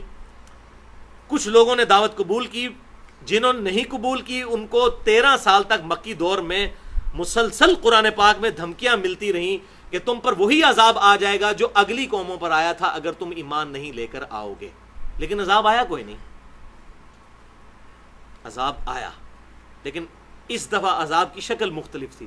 جس طرح آپ صلی اللہ علیہ وسلم کا معجزہ مختلف ہے، حسی نہیں ہے بلکہ انٹلیکچوئل معجزہ ہے یہ قرآن پاک، اسی طریقے سے آپ صلی اللہ علیہ وسلم کے کیس میں عذاب استیصال بھی ڈیفرنٹ ہوا، اور وہ ہوا قتال.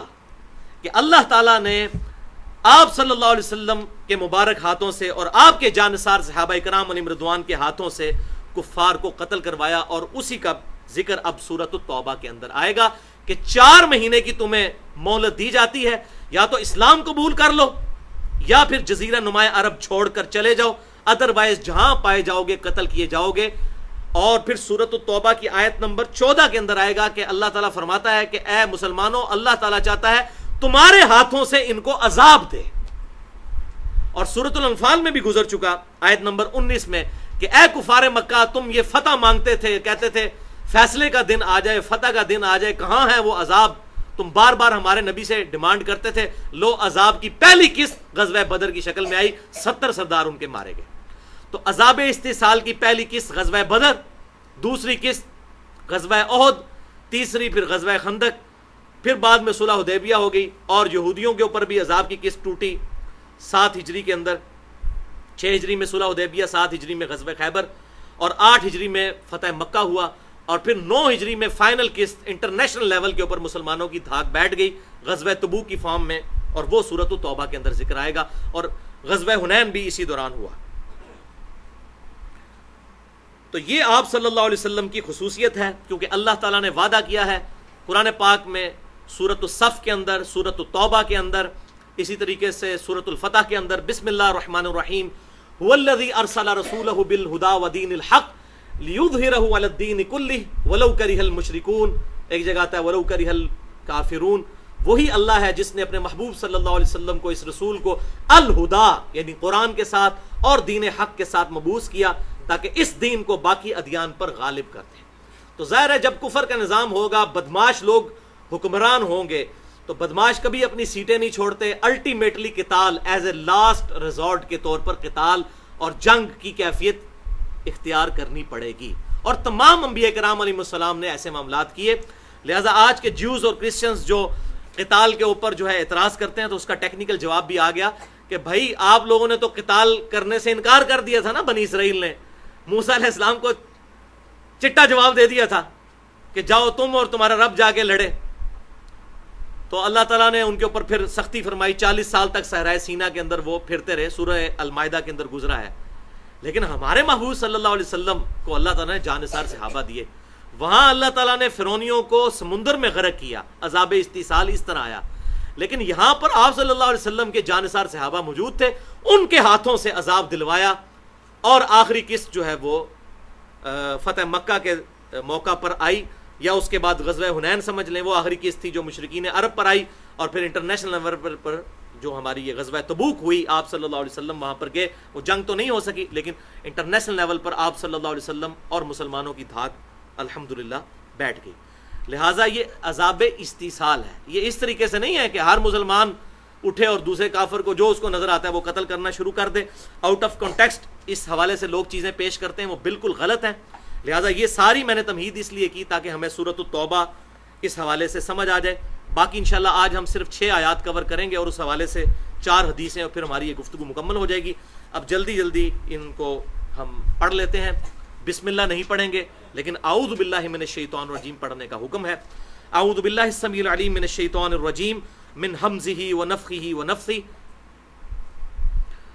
براءۃ من اللہ ورسولہ. دیکھ لیں کتنا سخت الفاظ ہی دیکھ لیں. اللہ اور اس کے رسول کی طرف سے قطع تعلقی ہے، اعلان برات ہے. الا الذین عاہدتم من المشرکین، ان مشرکین کے ساتھ جن کے ساتھ تم نے عہد کیا ہوا تھا. بس اب عہد ختم. کیوں؟ مسلمانوں کا پلڑا ہو چکا ہے بھاری. انہوں نے یونیلیٹرلی صلح حدیبیہ جو مسلمانوں کا معاہدہ ہوا تھا مشرکین کے ساتھ، ان کے ایک قبیلے نے توڑ دیا. اللہ تعالیٰ نے فرمایا اب ہم اس معاہدے کو آگے پروسیڈ نہیں کریں گے، یہ سارا معاہدہ اب ختم، کیونکہ انہوں نے خود توڑا ہے. اب آگے اس کو رینیو نہیں کیا جائے گا، کیونکہ رینیو کرنے کا مطلب یہ تھا کہ کفر کو پھر جمع ہونے کی جو ہے مہلت دے دی جاتی. تو اعلان قطع تعلقی ہے، اعلان برات ہے اللہ اور اس کے رسول کی طرف سے ان لوگوں کی طرف جن سے تمہارا عہد تھا مشرکین میں سے. فسیحوا فی الارض 4 اشہر، تو اے مشرکو اب 4 مہینے کا الٹیمیٹم ہے، زمین میں چل پھر سکتے ہو تو پھر لو. وَاعْلَمُوا، اور تم جان لو، انکم غیر معجز اللہ، اللہ تعالیٰ کو تم عاجز نہیں کر سکو گے. وَأَنَّ اللَّهَ مُخْزِي الْكَافِرِينَ، اور بے شک اللہ تعالیٰ کافروں کو رسوا کر کے رہے گا. اب دیکھ لیں کتنی سختی سے اس کا آغاز ہو رہا ہے. یہ تو رحمان رحیم والی تو بات ہی کوئی نہیں نا جی. بسم اللہ الرحمن الرحیم کیسے آئے اس کے شروع میں؟ سختی سے ہی اس کا آغاز ہو رہا ہے کہ 4 مہینے کا الٹیمیٹم ہے، جزیرہ نما عرب چھوڑ کر چلے جاؤ، ادروائز وہ آگے آ جائے گا، تمہیں قتل کیا جائے گا. اس کانٹیکسٹ میں جو حدیثیں ہیں 4 وہ انشاءاللہ میں اینڈ پہ بیان کر دوں گا، اس سے معاملہ بالکل کھل کر آپ کے سامنے آ جائے گا. وَأَذَانٌ مِّنَ اللَّهِ وَرَسُولِهِ، اور اعلان عام ہے اللہ اور اس کے رسول کی طرف سے، إِلَى النَّاسِ، لوگوں کی طرف، یوم الحج الاکبر، اس بڑے حج کے دن. اور یہ حج تھا حجۃ الوداع سے 1 سال پہلے کا حج 9 ہجری میں، جس میں امیر حج سیدنا ابوبکر صدیق رضی اللہ تعالیٰ عنہ کو بلا کر آپ صلی اللہ علیہ وسلم نے بنایا تھا. لیکن پیچھے سے پھر یہ آیات نازل ہوئیں تو مولا علی رضی اللہ تعالیٰ عنہ کو حضور صلی اللہ علیہ وسلم نے سورۃ التوبہ کی یہ 6 آیات دے کر بھیجا اور کہا کہ تم نے میرے بہاف پر یوم النحر والے دن، حج اکبر کا دن ہے، 10 ذوالحجہ کے دن کو کہتے ہیں حج اکبر. یہ جو ہمارے عوام میں مشہور ہے کہ جمعے کے دن حج آ جائے یوم عرفہ، یہ نہیں. حج اکبر میں بخاری مسلم سے ثابت کروں گا، حج اکبر کہتے ہیں یوم النحر، 10 ذوالحجہ کا دن، جو قربانی کا دن حج کے دوران آتا ہے یوم عرفہ سے اگلا والا دن، اس کو حج اکبر کا دن کہتے ہیں. ادھر سب لوگ منا میں جمع تھے، وہاں پر سیدنا علی رضی اللہ تعالیٰ عنہ نے یہ آیات پھر تلاوت کی اور مشرکین کو ذلیل و خوار کیا گیا کہ 4 مہینے کا الٹیمیٹم ہے، وہ آگے آیات آ جائیں گی. چونکہ مشرکین عرب میں یہ چیز تھی کہ جو بھی قوم کا لیڈر یا سردار ہوتا تھا اس کا قریبی رشتہ دار اس کی طرف سے وہ اعلان کیا کرتا تھا. تو آپ صلی اللہ علیہ وسلم کے سب سے قریبی رشتہ دار جو تھے سیدنا علی تھے، اسی لیے مولا علی رضی اللہ تعالیٰ عنہ کو حضور صلی اللہ علیہ وسلم نے کہا کہ اگرچہ امیر حج سیدنا ابوبکر صدیق ہیں لیکن ابوبکر صدیق اس کا اعلان نہیں کریں گے، تم نے جا کر میرے بہاف پر اعلان کرنا ہے. بالکل اس طریقے سے جب آپ صلی اللہ علیہ وسلم ہجرت مدینہ کے لیے آئے تو سیدنا علی کو اپنے بسترے پر سلا کر آئے تھے اور کہا تھا علی تم نے میرے بہاف پہ وہ امانتیں واپس کرنی ہیں، کیونکہ قریبی رشتہ دار جو ہے وہ اس حوالے سے مشرکین عرب میں یہ جو ہے وہ چلتی تھی رسم کہ اس کی بات کو اتھینٹک مانا جاتا تھا اس شخص کے بہاف پر. تو اللہ اور اس کے رسول کی طرف سے اعلان ہے لوگوں کے لیے یوم حج اکبر کے دن، یعنی 10 ذوالحجہ یوم النحر قربانی کے دن، ان اللہ بریء من المشرکین، کہ بے شک اللہ تعالیٰ مشرکین سے قطع تعلقی اختیار کرتا ہے، بری ہے، ورسولہ، اور اس کا رسول بھی. فَإِن تُبْتُمْ فَهُوَ خَيْرٌ لَكُمْ، اور قربان جاؤں اپنے رب کے، اگر اب بھی تم توبہ کر لو تو تمہارے لیے خیریت ہے. یار کون سا رب اتنا مہربان، کون سی ہستی دنیا میں ایسی مہربان کائنات میں ہوگی کہ اتنا زیادہ مسلمانوں کو ستایا گیا. ابھی آپ دیکھ لیں 13 سال مکی دور اور 8 سال اور تقریباً کر لیں آپ،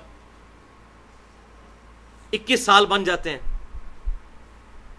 21 سال تک مسلمانوں کو تکلیف دینے والے اللہ اور اس کے رسول کو تکلیف دینے والے لوگ، لیکن اللہ تعالیٰ ہمارا اب بھی توبہ کر لو نا تو تمہارے لیے خیریت ہے، توبہ قبول. اور یہ اللہ کی رحمت ہوئی واقعی. پھر ان مشرکین عرب نے توبہ کر لی، حتیٰ کہ ابو سفیان نے بھی اسلام قبول کر لیا جو اسلام کا سب سے بڑا دشمن تھا. ابو جہل تو غزوہ بدر میں مارا گیا تھا. غزوہ بدر کے بعد جتنی سازشیں ہوئیں وہ ابو سفیان نے کی، لیکن اس کو بھی ایمان کی دولت نصیب ہوگی. آج ہم ان کو بھی رضی اللہ تعالیٰ عنہ کہتے ہیں. یہ اللہ تعالیٰ کی طرف سے رحمت غالب ہوئی. اللہ اکبر. اب بھی توبہ کر لو تمہارے لیے بہتر ہے. وَإِن تَوَلَّيْتُمْ اور اگر تم منہ پھیرو گے فَاعْلَمُوا تو جان لو أَنَّكُمْ غَيْرُ مُعْجِزِ اللَّهِ تم اللہ تعالیٰ کو عاجز نہیں کر سکتے. وہی بات ریپیٹ ہو رہی ہے. اب بھی مہلت ہے, توبہ کر لو, اسلام قبول کر لو. وَبَشِّرِ الَّذِينَ كَفَرُوا بِعَذَابٍ أَلِيمٍ اور بشارت دے دیجئے, خوشخبری دے دیجئے, بڑی ٹونٹ والی بات ہے, خوشخبری دے دیجئے کافروں کو دردناک عذاب کی.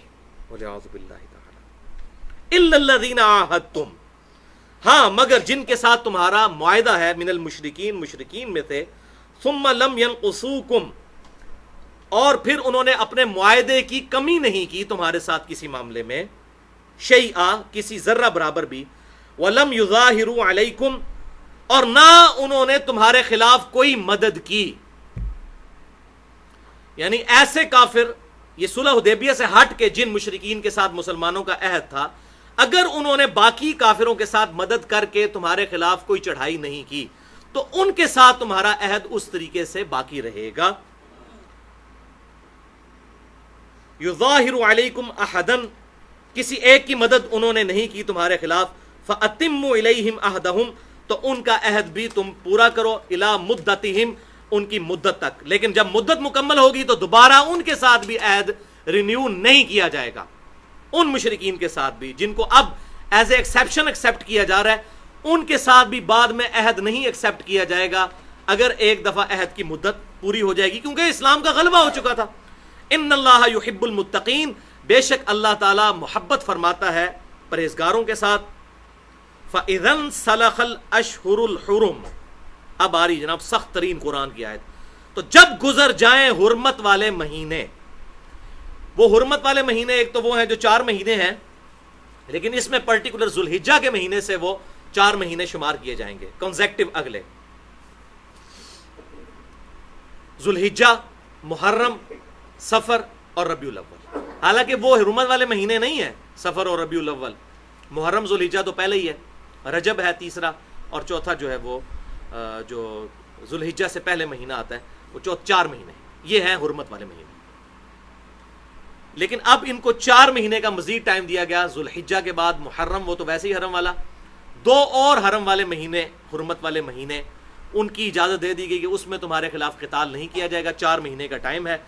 تو اے مسلمانوں جب یہ 4 مہینے گزر جائیں, فاقتلوا المشرکین حیث وجدتموہم تو جہاں کہیں بھی تم مشرکوں کو پاؤ قتل کر دو. یہ وہ آیت ہے جو آج یہ اٹھا لیتے ہیں کافر, کہتے ہیں جی قرآن میں لکھا ہے جہاں بھی کوئی کافر نظر آئے اس کو قتل کر دو. تو یہ پورا کانٹیکسٹ چل رہا ہے.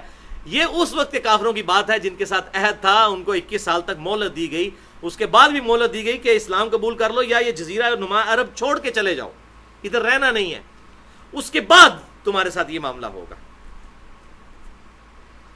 تو پاؤ ان کو جہاں پر بھی, حیث وجدتموہم جہاں کہیں بھی پاؤ ان کو قتل کر دو, وخذوہم واحصروہم واقعدوا لہم کل مرصد اور انہیں گرفتار کرو, گھیرے میں لے لو اور ان کے لیے دھاک میں بیٹھ جاؤ, جہاں بھی ان کو پکڑو قتل کرنے کے لیے ان کو ساروں کو. اور حتیٰ کہ کچھ لوگ ایسے بھی تھے, اب یہ ایک علیحدہ سے ٹاپک ہے, اس کو میں ایڈریس کروں, کہ جن کے بارے میں آپ صلی اللہ علیہ وسلم نے یہاں تک فرما دیا تھا اگر وہ غلاف کعبہ میں بھی چھپ جائیں تو ان کو وہاں پر بھی قتل کیا جائے. انہی میں سے ایک بندہ تھا, سنن نسائی میں آتا ہے, جس کو حضرت عثمان غنی نے چھپا لیا تھا, اور پھر حضرت عثمان غنی کے خلاف جو بغاوت بلند ہوئی وہی شخص اس کا سبب بنا, اور اس کو حضور صلی اللہ علیہ وسلم کے سامنے پیش کر دیا, اور وہ پھر ایک معاملہ ہوا. آپ صلی اللہ علیہ وسلم اس پہ ناراض بھی ہوئے کہ میں نے تو اس کے قتل کا حکم دیا تھا, اس کے لیے تو توبہ کی اب گنجائش نہیں تھی, لیکن حضرت عثمان غنی رضی اللہ تعالیٰ عنہ نے اپنی رشتہ داری کی وجہ سے یہ کیا, اور بعد میں اسی شخص کی وجہ سے مصر میں جو ہے وہ, یہ کوئی سبائی فتنہ, یہ تو سب جھوٹ مچایا ہوا ہے ان لوگوں نے. سبائی فتنہ کا تو کہیں پورے حدیث کی کتابوں میں کہیں ذکر نہیں ہے. حضرت عثمان کے خلاف سبائی فتنہ نہیں تھا, وہ تو بعد میں آیا. تو بیسیکلی جو پبلک ریئیکشن لوگوں کا آیا تھا تو انہی لوگوں میں یہ بندہ بھی شامل تھا. بہرحال ایک علیحدہ سے ٹاپک ہے. اور اسی میں اکرمہ بن ابی جہل بھی تھے, جن کے بارے میں سنن نسائی میں ڈیٹیل میں آتا ہے کہ وہ پھر جزیرہ عرب چھوڑ کر بھاگ گئے سمندر کے اندر. جب بیچ میں پہنچے تو بھنور کے اندر کشتی پھنس گئی, وہاں سب لوگ اللہ کو پکارنا شروع کر دیا سب نے. تو انہوں نے کہا تم اب اپنے لات منات عزا ان بتوں کو کیوں نہیں پکارتے؟ انہوں نے کہا وہ بت جو ہے خشکی تک ہیں, جب سمندر میں آ گئے نا یہاں پر صرف ایک اللہ کو پکارا جائے گا تو وہ نجات دے گا. وہاں اکرمہ بن ابی جہل ابو جہل کا بیٹا جس نے اسلام نہیں قبول کیا، عرب کی سرزمین چھوڑ کر چلا گیا، اس نے کہا کہ اے اللہ تو نے ایک بار مجھے مہلت دے دی تو میں حضور کے قدموں میں حاضری دے کے اسلام قبول کر لوں گا، اور وہ اس بھنور سے بچ گیا، پھر جا کے اس نے اسلام قبول کیا الحمدللہ، اور پکا مؤمن ثابت ہوا، اور پھر جنگ یرموک میں مسلمانوں کی طرف سے ایک بڑے جرنیلوں میں سے جرنیل تھے ابو عبیدہ ابن جراح کے انڈر، جنگ یرموک میں وہ شہید ہوئے، اکرمہ بن ابی جہل رضی اللہ تعالی عنہ الحمدللہ۔ تو انہوں نے بھی، وہ بھی اسی کا حصہ بنے۔ یہ پورا واقعہ سنن نسائی کے اندر صحیح سند کے ساتھ موجود ہے۔ تو ہر طرف دھاگ لگا کر بیٹھ جاؤ ان کو قتل کرنے کے لیے۔ فَإِن تَابُوا وَأَقَامُوا الصَّلَاةَ، اب پھر بھی جو اس میں دے دی مہلت، اگر یہ توبہ کر لیں اور نماز قائم کر لیں، وَآتَوُا الزَّکَاةَ، اور زکوٰۃ بھی ادا کریں۔ اس سے یہ بات پتہ چل گئی کہ سیدنا ابوبکر صدیق کا قتال جو منکرین زکوٰۃ کے خلاف تھا وہ بالکل ٹھیک تھا، کیونکہ اللہ تعالیٰ نے قتل سے بچنے کی جو شرائط رکھی ہیں ایمان لانے کے بعد، وہ نماز کو قائم کرنا اور زکوٰۃ کو بھی دینا ہے۔ زکوٰۃ بھی اسی طریقے سے فرض ہے جس طرح کہ نماز۔ فَخَلُّوا سَبِيلَهُمْ، تو چھوڑ دو ان کا راستہ، یعنی ان کو پھر قتل نہ کرو۔ ان اللہ غفور رحیم، بے شک اللہ تعالیٰ بھی تو معاف فرمانے والا مہربان ہے۔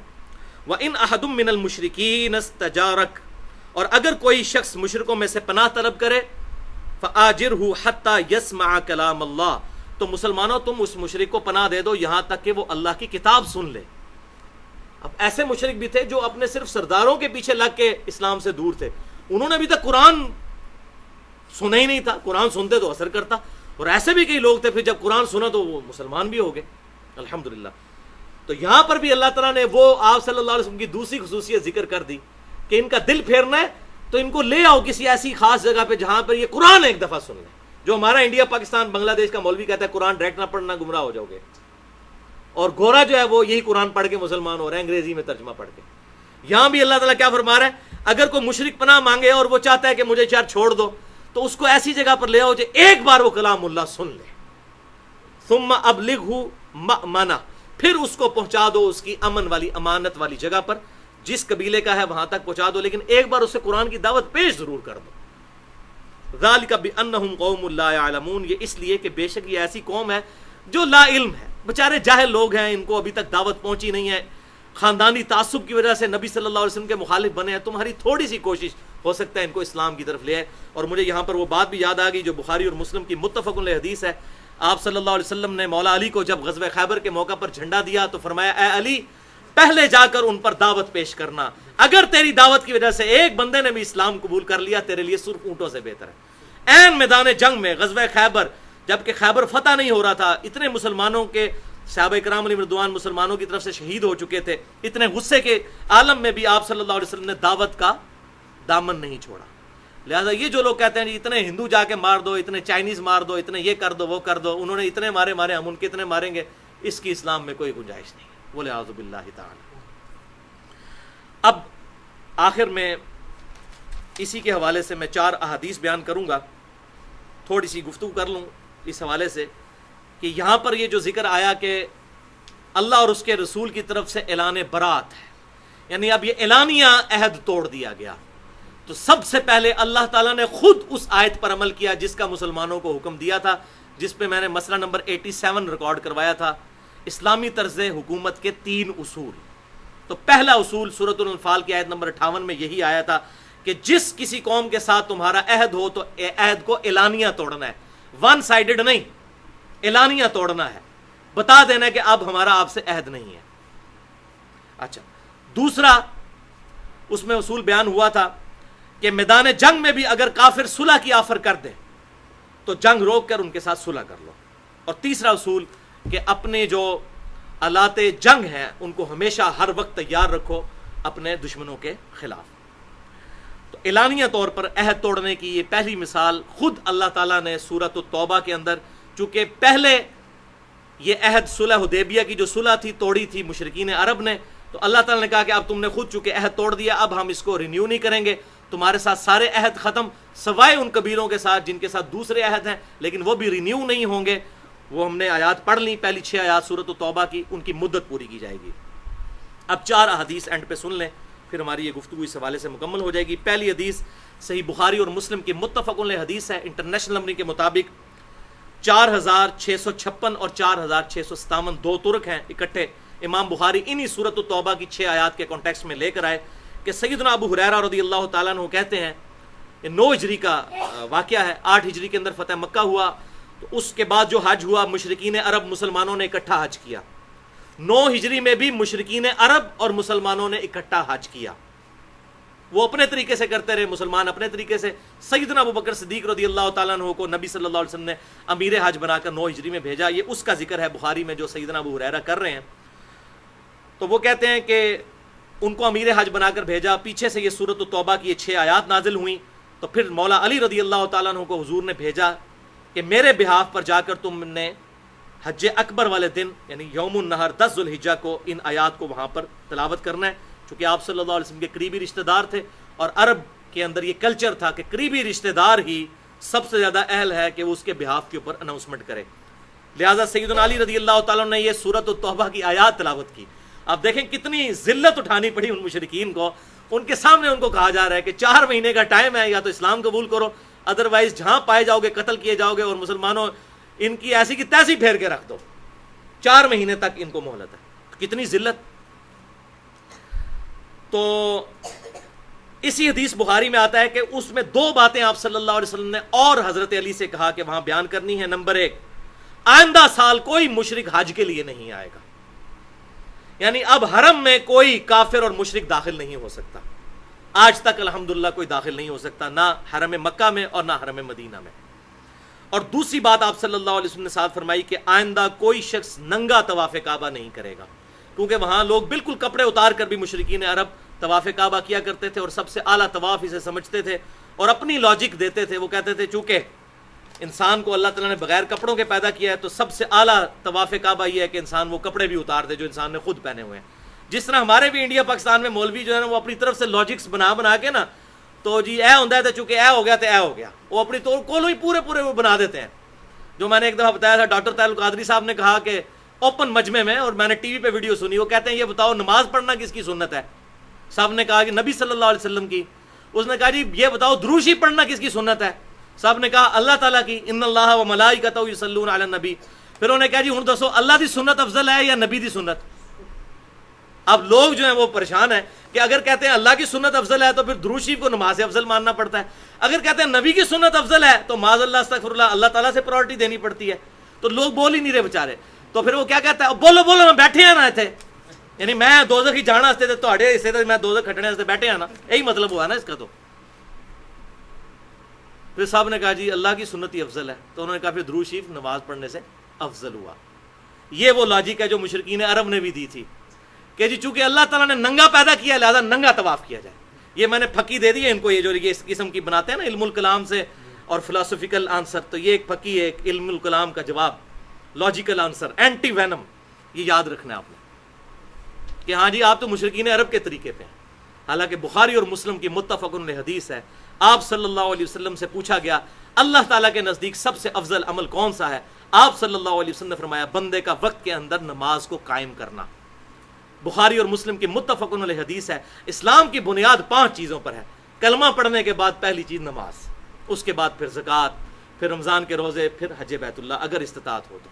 وہاں بھی نماز کا ذکر کیا، تو ایسے علماء کو شرم نہیں آتی جب یہ اس قسم کے رزلٹ وہ ٹی وی پہ بیٹھ کے نکال رہے ہوتے ہیں؟ بے شرمی کی انتہا ہے۔ تو مشرکین عرب بھی یہی کہتے تھے ننگا طواف، تو وہ اعلان ہو گیا، صحیح بخاری میں حدیث بھی آ گئی کہ یہ کام نہیں کرنا، 2 کام نہیں کرنے، آندہ کو مشرک حج کے لیے نہیں آئے گا اور ننگا طواف نہیں کیا جائے گا۔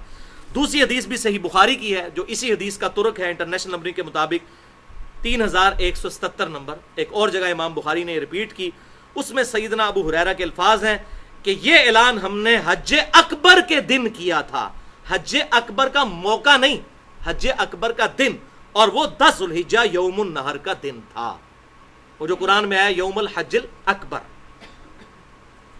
اور سیدنا ابو ہریرہ کہتے ہیں کہ اس کو حج اکبر اس لیے کہا گیا کہ لوگ عمرے کو حج اصغر کہنا شروع ہو گئے تھے۔ اب آپ کو پتا چلا کہ حج اکبر کا مطلب جمعے کے دن حج آنا نہیں ہے، حج اکبر کہتے ہیں اس حج کو جو مسلمان پر فرض ہے، اور حج اصغر کہتے ہیں عمرہ کو، چھوٹا حج۔ تو یہ بخاری 3170 میں آ گیا۔ سیدنا ابو ہریرہ کہتے ہیں چونکہ عمرے کو چھوٹا حج کے ہاں جانا شروع کر دیا تھا، اس لیے پھر اس حج کو حج اکبر، وہ حج اصغر عمرہ اور یہ حج اکبر، لہذا یہ مسئلہ بھی آج کلیئر ہو گیا جو یہاں پر کنٹراورشل گفتگو چلتی ہے، میں نے الحمدللہ کلیئر کر دیا۔ تیسری حدیث بھی صحیح بخاری میں ہے 1742، اور یہ حدیث مرفوع ہے، آپ صلی اللہ علیہ وسلم نے خود حج اکبر فرمایا ہے 10 ذوالحجہ کے دن کو، یوم النحر کو۔ بڑی مشہور حدیث آپ نے سنی ہوگی کہ آپ صلی اللہ علیہ وسلم نے فرمایا یوم النحر جو حجۃ الوداع کا خطبہ، ایک تو یوم عرفہ کو دیا، وہ جمعے کے دن تھا 9 ذوالحجہ کو، ایک 10 ذوالحجہ کو آپ کا خطبہ ہے جو بخاری اور مسلم دونوں میں ہے، مسئلہ نمبر 66A میں نے وہ ڈیٹیل سے بیان کیا ہے، محرم اور واقعہ کربلا سے متعلق 5 علمی پوائنٹس، وہ پوری حدیث بیان کی ہے، اس کا کچھ ٹکڑا میں یہاں پر بیان کرتا ہوں۔ صحیح بخاری 1742، آپ صلی اللہ علیہ وسلم نے فرمایا تمہارا خون، تمہارا مال اور تمہاری عزت ایک دوسرے پر اسی طریقے سے حرام ہے جس طرح کہ آج کے دن کی حرمت ہے، یعنی یوم النحر 10 ذوالحجہ کی حرمت، اور اس مہینے ذوالحجہ کی حرمت ہے، اور اس شہر مکہ کی حرمت ہے۔ جس طرح یہ اللہ کے نزدیک قابل عزت ہے، اسی طریقے سے تمہارا خون، مال اور تمہاری عزت ایک دوسرے پر حرام ہے۔ اور پھر آپ صلی اللہ علیہ وسلم کے الفاظ ہیں اسی بخاری 1742، آپ نے جب یہ خطبہ دیا 10 ذوالحجہ یوم النحر قربانی کے دن، پھر فرمایا ھذا یوم الحج الاکبر، یہ آج کا دن حج اکبر کا دن ہے۔ یوم عرفہ کو حج اکبر نہیں کہا بلکہ 10 ذوالحجہ کو حج اکبر کہا، حالانکہ 10 ذوالحجہ ہفتے کا دن تھا، کیونکہ بخاری اور مسلم کی متفق علیہ حدیث ہے، بخاری میں 45 نمبر اور مسلم میں 7527 نمبر، کہ یوم عرفہ آپ صلی اللہ علیہ وسلم نے جو حج کیا تھا یوم عرفہ 9 ذوالحجہ، وہ جمعے کے دن آیا تھا 10 ہجری میں، جہاں وہ آیت نازل ہوئی تھی الیوم اکملت لکم دینکم واتممت علیکم نعمتی ورضیت لکم الاسلام دینا، آج کے دن ہم نے تمہارے لیے تمہارا دین مکمل کر دیا، اپنی نعمت تم پر تمام کر دی، اور اسلام کو ایز اے ریلیجن تمہارے لیے پسند کیا۔ تو یہ بخاری مسلم میں موجود ہے۔ لہٰذا یوم عرفہ چاہے جمعے کو آئے یا کسی اور دن کو حج اکبر نہیں بنتا، حج جو بھی کرتا ہے وہ حج اکبر ہی کرتا ہے، جو عمرہ ہے وہ حج اصغر ہے۔ ویسے بھی یوم عرفہ والے دن اگر جمعہ آ بھی جائے تو جمعہ پڑھا تو کوئی نہیں جاتا، ظہرین ہی پڑھی جاتی ہے، میدان عرفات کے اندر جمعہ تو کوئی نہیں ہے۔ جمعہ آ بھی جائے، آپ صلی اللہ علیہ وسلم کا بھی جمعہ آیا تھا لیکن آپ نے ظہر اور عصر جمع کی تھی، جمعہ پڑھنا کوئی نہیں، اور پھر بھی کہنا کہ جی وہ جمعے کی وجہ سے حج اکبر ہو گیا، وہ تو ہے ہی ظہر کی نماز۔ حج اکبر کہتے ہیں حج کو، اور حج اصغر کہتے ہیں عمرے کو، حج اکبر بڑا حج اور عمرے کو کہتے ہیں چھوٹا حج، الحمدللہ۔ اب اس کے ثبوت میں وہ چوتھی اور آخری حدیث بخاری اور مسلم کی متفق علیہ حدیث ہے، آپ صلی اللہ علیہ وسلم نے فرمایا جس شخص نے رمضان المبارک کے اندر عمرہ کیا گویا کہ اس نے حج ادا کیا، رمضان المبارک کے اندر، یعنی رمضان المبارک کا جو عمرہ ہے وہ حج کی طرح ہے، بڑے والے حج کی طرح رمضان کا عمرہ۔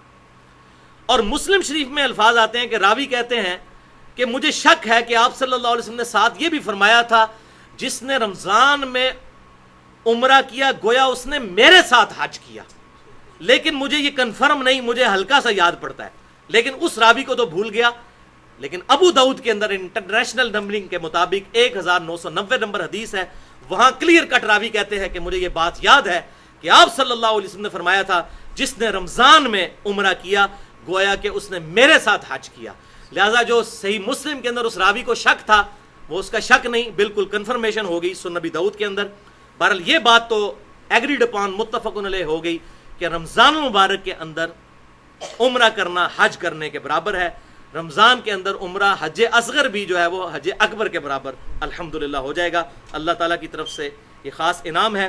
حج کے حوالے سے میری 200 منٹ کی گفتگو ہے، مسئلہ نمبر 54A اور 54B، حج اور عمرہ کے صحیح احکام و مسائل، اور اسی کی پھر ایکسٹینشن ہے مسئلہ نمبر 54C اور 54D، وہ بھی 200 منٹ کی گفتگو ہے، قبر رسول صلی اللہ علیہ وسلم کی حاضری سے متعلق فرقہ وارانہ نظریات کا تحقیقی جائزہ۔ اللہ تعالیٰ سے دعا ہے جو حق بات میں نے کہی ہمارے دلوں میں راسخ فرمائے، اگر جذبات میں میرے منہ سے کوئی غلط بات نکل گئی تو اللہ تعالیٰ ہمارے دلوں سے محو کر دے، ہمیں کتاب و سنت کی تعلیمات پر عمل کر کے دوسرے بھائیوں تک پہنچانے کی توفیق عطا فرمائے۔ سبحانک اللہم و بحمدک، اشہد ان لا الہ الا انت، استغفرک و اتوب الیک، وما علینا الا البلاغ المبین۔